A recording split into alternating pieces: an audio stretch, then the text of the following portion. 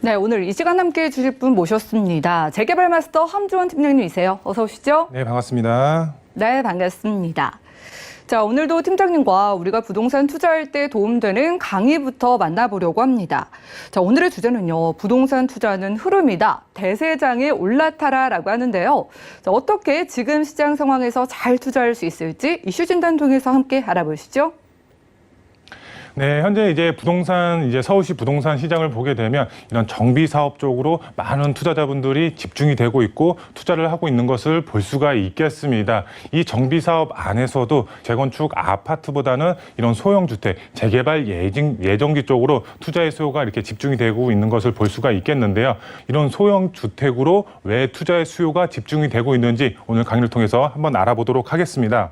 먼저 이제 강의 순서 말씀을 드리면 첫 번째로 서울시 부동산 투자의 흐름은 소형 주택이다. 왜 소형 주택으로 투자의 수요가 집중이 되고 있고 흐름 자체가 이렇게 흘러가고 있는지 첫 번째로 알아보도록 하겠고요. 두 번째로 이제 오세훈 시장, 서울시장이 2025년도까지 24만 호 공급 목표로 현재 이제 달리고 있다라고 보시면 될 것 같은데요. 보도 내용을 통해서 한번 이제 두 번째 사항 알아보도록 하겠고요. 마지막 세 번째로 이런 사항들, 첫 번째, 두 번째 사항들을 알고 나서 이곳을 주목하셔서 투자의 계획을 세우시면 정말 이제 올해 큰 수익을 보실 수가 있겠는데요. 바로 연신내 역세권과 광진구 자양동이라고 할 수가 있겠는데요. 어떤 미래 가치, 투자 가치가 있는지 이제 마지막 세 번째로 한번 알아보도록 하겠고요. 첫 번째로 서울시 부동산 투자의 흐름은 소형 주택이다. 왜 그럴까요? 제가 보도 내용을 가지고 왔는데 보도 내용 한번 보시겠습니다. 이제 외지인도 서울 아파트보다 빌라를 더 샀다라는 이렇게 보도 내용이 나와 있습니다. 이제 내용을 보시게 되면 서울 거주자보다 매매 중과율 자체가 4배 가까이 높고요. 개발 기대감으로 투자 수요가 유입이 이제 영향이 끼쳤다 이렇게 보도 내용이 나와 있습니다. 오세훈 시장 자체가 지금 이제 재건축보다는 재개발을 통해서 주택을 공급할 계획을 가지고 있고 이제 보도 내용을 통해서 발표를 했습니다. 그에 따라서 많은 투자자분들이 재건축보다는 이런 재개발 쪽으로 예정지 쪽으로 투자를 하고 있는 상황이다라고 보시면 될 것 같은데요. 이 내용을 계속해서 보시게 되면 서울 지역 거주자뿐만 아니라 외지인도 서울에서 아파트보다 연립, 다세대 등 일반 주택을 더 많이 매입한 것으로 나타났다 이렇게 보도 내용이 나와 있고요. 왜 그런지 한번 보게 되면 업계에서는 외지인의 특성상 실거주 목적보다 투자의 목적 매수세가 유입된 것으로 평가되고 있고요. 서울 지역 아파트 가격 급등에 따른 피로감이 높아진 상황에서 그나마 가격이 낮은 일반 주택, 이런 다세대 주택, 소형 주택으로 투자의 수요가 몰린 것으로 나타났다 이렇게 보도 내용이 나와 있습니다. 우리가 현재 이제 서울시 아파트 가격, 평균 가격대 아파트가 정말 이제 가격 자체가 굉장히 높죠. 한 10억, 11억, 12억이 이제 평균 가격 아파트 호가가 이제 올라가고 있는데 정말 웬만한 분들은 쉽게 접근을 할 수가 없습니다. 왜? 그만큼 현금 보유량이 많지가 않기 때문에 지금 정부 자체에서도 대출까지 이제 막아놨죠. 대출까지 막아놨기 때문에 이렇게 이제 아파트로 쉽게 접근을 할 수가 없습니다. 하지만 이제 오세훈 시장 자체가 재개발 쪽으로 이렇게 공급을 하겠다고 발표를 했고 이런 예정지 쪽으로 투자의 수요가 집중이 되고 있는 것을 볼 수가 있습니다. 왜? 개발 기대감에 의해서 보도 내용에 나왔죠. 개발 기대감에 의해서 많은 투자의 수요 자체가 이런 재개발 쪽으로 몰리고 있다. 이렇게 나와 있고요. 마지막으로 보시게 되면 재개발 투자는 원래 장기적인 투자인데 지금은 그 가능성이 보다 높아진 시기이기 때문에 투자의 수요가 집중이 되고 있다. 왜? 오세훈 시장 자체가 서울 도심안의 주택 공급을 재개발을 통해서 공급하겠다고 발표를 했기 때문에 그래서 많은 투자자분들이 재개발 쪽으로 몰리고 있습니다. 그래서 이제 투자자분들이 투자의 흐름에 올라타는 시기는 바로 지금, 그리고 이제 투자처는 재개발 쪽으로 투자의 전략을 세우시면 좋을 것 같은데요.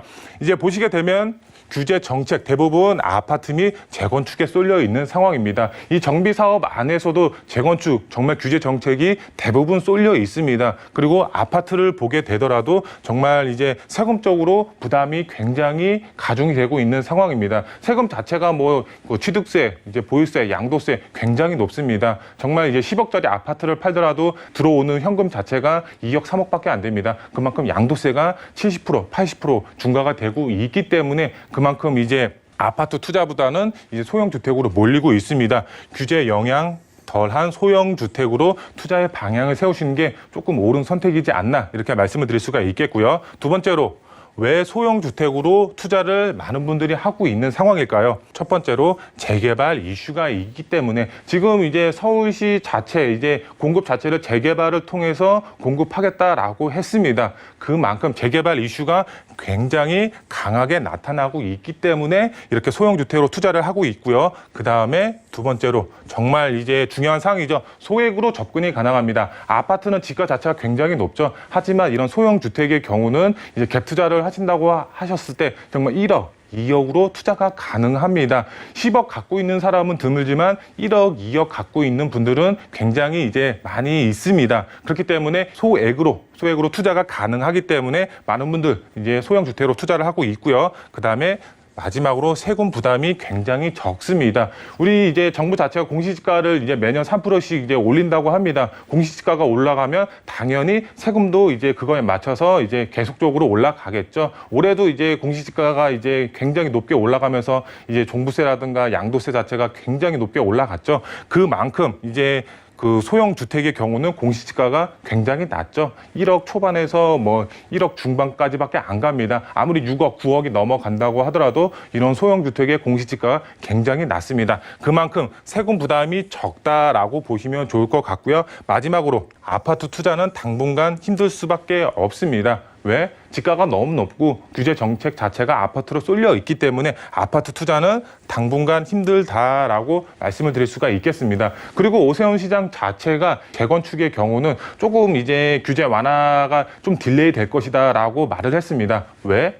이런 재건축에 이제 정비 이제 이슈가 있는 지역들의 경우는 재건축 이슈가 있는 지역들 이런 지역으로 투자의 수요가 집중이 되고 있습니다. 그만큼 이제 그 아파트 가격 자체가 1억, 2억씩 올라가고 있습니다. 호가 자체가 굉장히 크게 올라가고 있기 때문에 재건축 이제 규제 완화는 조금 딜레이가 되고 재개발 쪽으로 이런 규제 완화 정책이 몰릴 것으로 보여지고 있고요.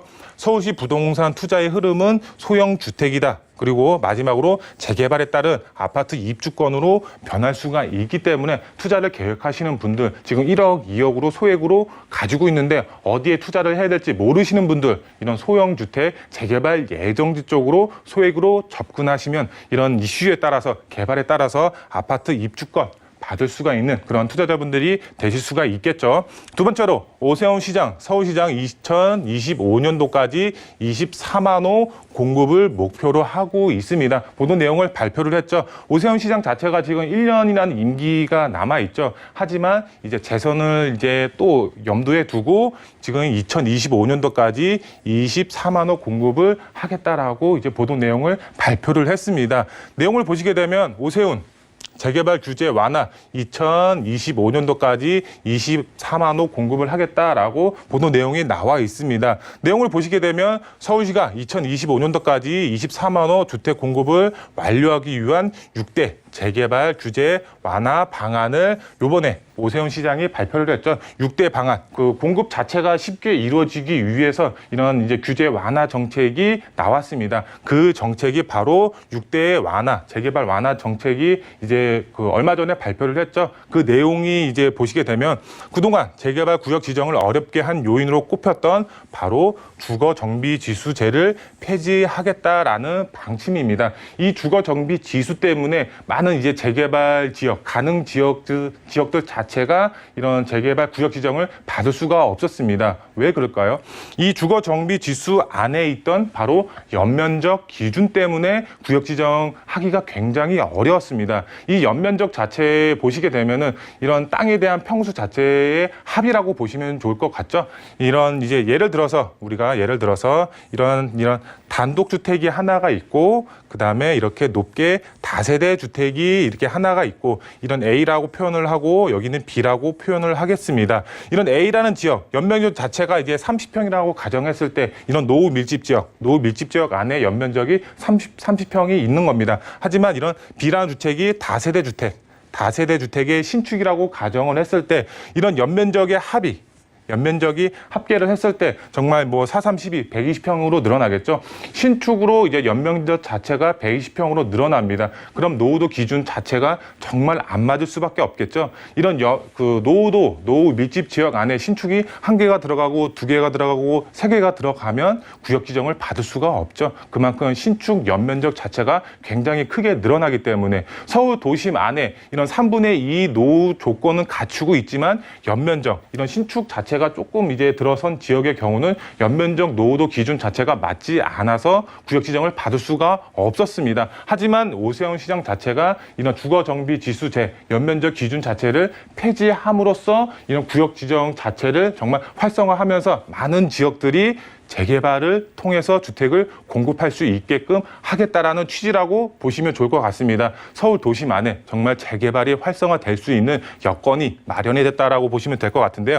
계속해서 보시게 되면 오 시장은 재건축 시장의 경우 기대감이 커지면서 일부 단지 시장 교란 행위가 감지되고 있다면서 상대적으로 집값 자극이 덜한 열악한 주거 환경을 개선하는 데 효과가 있는 재개발 사업에 대한 규제 완화책을 가동해서 신속하게 주택을 서울 도심 안에 공급하겠다라고 보도 내용이 나와 있습니다. 재건축의 경우는 호가 자체가 이제 올라가면 1억, 2억씩 이제 호가가 올라가죠. 하지만 이런 재개발 이제 소형 주택의 경우는 올라가더라도 몇백에서 이제 몇천만 원. 그만큼 호가 자체, 아파트 자체에 비교했을 때 정말 낮을 수밖에 없습니다. 그렇기 때문에 재개발을 통해서 주택을 공급한다라고 보시면 될 것 같고요.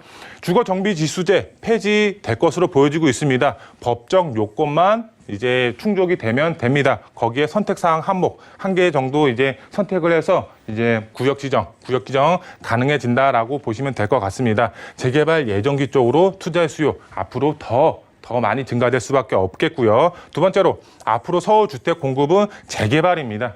이제 재건축 시장은 조금 이제 딜레이가 될 수가 있습니다. 안 된다는 게 아닙니다. 조금 딜레이가 될 수가 있습니다. 지금 당장 공급 계획은 재개발이 우선적으로 이제 앞으로 시장에 작용이 될 것을 보여지고 있기 때문에 투자의 계획을 세우시는 분들은 재개발에 투자를 하셔야 되겠죠. 재개발 예정지 쪽으로 소액으로 접근하셔서 투자의 계획을 세우셔라. 그러면 투자자분들 정말 큰 폭의 수익 창출이 가능해진다라고 보시면 될 것 같고요. 마지막으로 투기 방지 대책이 나옵니다.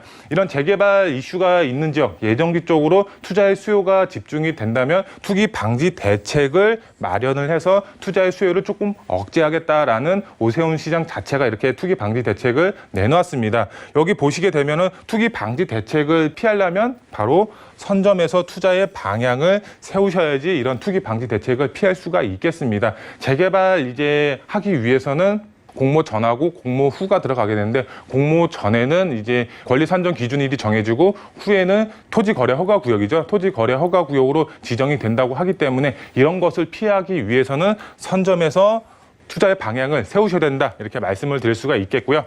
마지막으로 이것을 주목하셔라. 바로 연신내 역세권과 광진구 자양동이라고 할 수가 있겠습니다. 이런 재개발 이슈가 있는 지역들입니다. 거기에 플러스해서 이제 여러 가지 개발 호재까지 있는 지역이기 때문에 두 마리 토끼를 다 잡을 수가 있는 지역들이라고 보시면 될 것 같은데요. 연신내 역세권의 최고의 이제 장점 중에 하나 바로 GTX A 노선이라고 할 수가 있겠습니다. 이 연신내 역세권은 이제 민간 재개발과 공공 재개발 동시에 추진이 되고 있습니다. 지역 자체는 이제 다르다라고 보시면 될 것 같은데요. 이런 지역들 자체, 이 민간인 재개발이 됐던 공공 재개발이 됐던 이 GTX A 노선과 맞물리면 어떻게 될까요?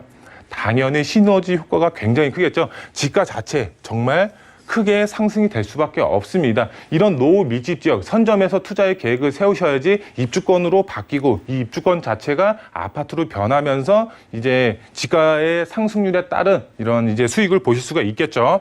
그리고 두 번째로 이제 광진구 자양동이라고 할 수가 있겠습니다. 광진구 자양동 정말 한강변에 속해 있습니다. 유일한 이제 미개발 지역이라고 보시면 될 것 같은데요. 한강변 일대를 보면은 대부분 개발이 되어 있습니다. 아니면 개발을 하고 있거나 하지만 정말 예정지, 재개발 예정지는 한강변에서 유일하다고 할 정도로 이제 미개발 지역이라고 보시면 될 것 같은데요. 아래쪽으로 보시면은 이제 강남하고 상당히 가까운 거리에 위치를 하고 있습니다. 강남권이다라고 할 정도로 초근접 거리에 위치를 하고 있고, 그런 수요들 자체가 이런 이제 광주구 자양동으로 이제 밀집이 되면서 지가도 상승이 되고 개발 호재의 영향도 받으면서 아파트로 변했을 때 지가 상승은 정말 이제 크게 가져가실 수가 있겠죠. 거기에 한강변입니다. 한강변 아파트 정말 호가를 보게 되면 20억, 30억대를 넘어가고 있습니다. 광주구 자양동 그렇게 변할 수가 있는 지역이기 때문에 연신내 역세권과 광주구 자양동에 투자의 전략을 세우시고 투자를 하셔라. 그러면 큰 수익 보실 수가 있다라고 말씀을 드릴 수가 있겠고요. 투자 포인트 3가지로 정리해 드리겠습니다. 첫 번째, 서울시 부동산 투자의 흐름이 변한다. 어떻게? 이제 아파트는 실거주 위주, 그다음에 실거주와 이제 투자를 동시에 생각하시는 분들이 들어가시면 좋은 이제 그 투자 지역으로 변할 것 같고요. 그다음에 투자로만 생각했을 때는 소형 주택에 투자를 하셔야 되겠죠. 왜? 재개발 예정지 쪽으로 투자를 하신다고 하시면 재개발에 따른 아파트 한 채를 받을 수가 있겠죠. 그렇기 때문에 지금 소액으로 선점해서 투자의 방향을 세우셔라.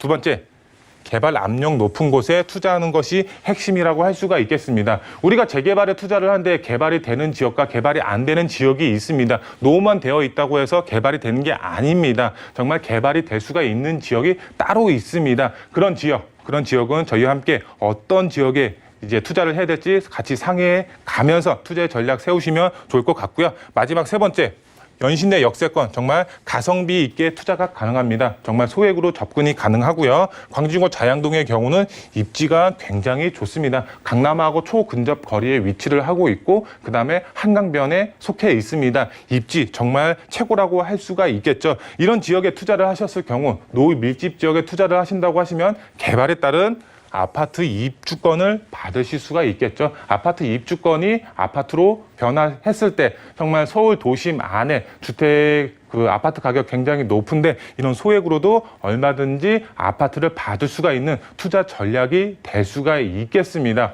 서울 도심 안에 재개발 이슈가 있는 지역에 투자를 하신다고 하시면은 정말 재개발에 따른 아파트 입주권을 받으셨을 때 정말 이제 올해 2021년도 이제 똘똘하게 투자를 하신 거다라고 정리해 드릴 수가 있겠습니다.